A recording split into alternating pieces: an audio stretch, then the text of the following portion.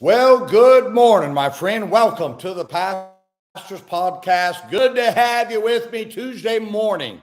And thank you so much for joining me every day here on the Pastor's Podcast.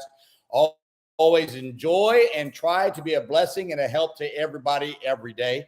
We had a great start last night to the teen revival. Great crowd, great turnout. I was surprised with that, to be honest with you.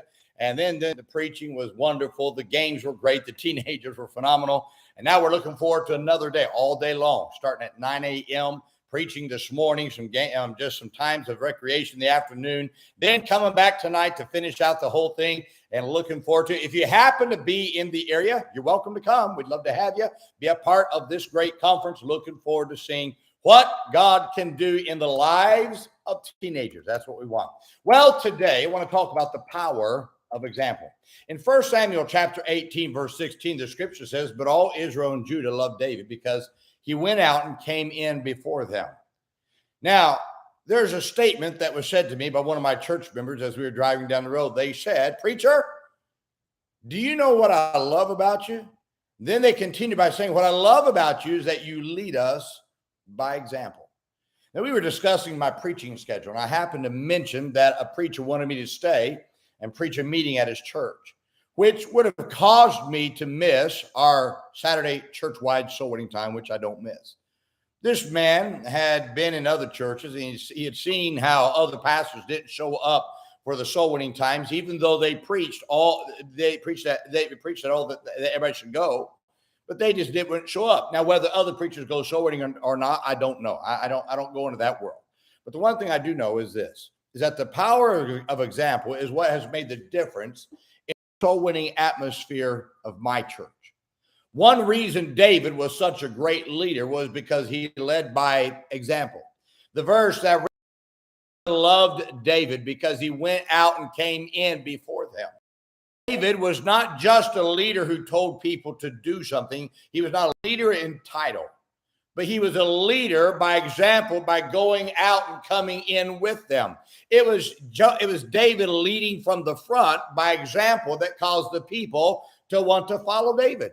You see, the glaring difference between Saul and David was that Saul commanded his soldiers to do things, whereas David led his followers to do what they were supposed to do.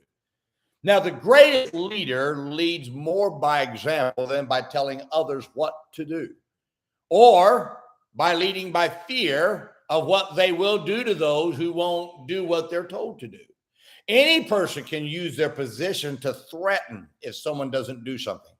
But the greatest leader leads by doing what they expect others to do. Now, great leaders don't lead by pressure of fear, but they lead by the pressure of their example. Example puts pressure on followers to do what their leader is doing. Now, you show me the pastor who not only tells the people to do right, but leads by example. And I will show you the pastor whose people get behind him and does what he does. Some leaders, certainly there are some leaders that are great motivators that can get people to do things that they're unwilling to do. But their motivation eventually leads to frustration. People want to see a leader out front doing what they tell others to do. Now, mom and dad, you can tell your children what to do, or you can show them what to do by example. You should teach your children right and wrong, but you should lead by example by not doing the wrong and doing the right. You'll do more to teach your children by living the right way and by example than you ever will by enforcing rules that you only expect them to follow that you won't follow. Pastor, you'll motivate your people to do right by your example more than you ever will by browbeating the people from the pulpit. Yes, a pastor should be a strong preacher who motivates and admonishes from the pulpit. But the best way to get people to do what they should be doing is, pastor, you lead by example. At the end of the day, the leader's example is the only blueprint the follower has to follow on how to do what is right. Now, have you left a blueprint for your followers to follow? You'll find that people will easily want to follow you if you lead by example. I've learned this, especially since I've been pastor. My people do what I do. I don't have to browbeat people about how to dress right. We just do right, and we motivate them by example and doing right. You know what they start doing now? I talk about dressing right, and I teach them, but I don't have to hit it all the time. We just lead by example. Soul winning. My people see me going soul winning. That's why they go soul winning. They hear me talk about my prayer time and my Bible study time, and it stirs them to do the same. My friend, our people sometimes, a lot of times, they're more of a picture of us than what we really like to say. You lead by example. Your followers, if you're still growing in the Lord, will never catch up to where you are, but they will be coming to where you are if you keep leading by example and keep growing. That is the key to getting people to grow in the Lord. You grow, they see you grow, and they follow. You go soul winning, they watch you go soul winning, and they follow. They will follow what you do, my friend. It's your choice what you do. I hope that you would choose. Yes, let's draw lines. Yes, let's enforce those lines, but let's do something better. Let's be the example. Let's lead from the front.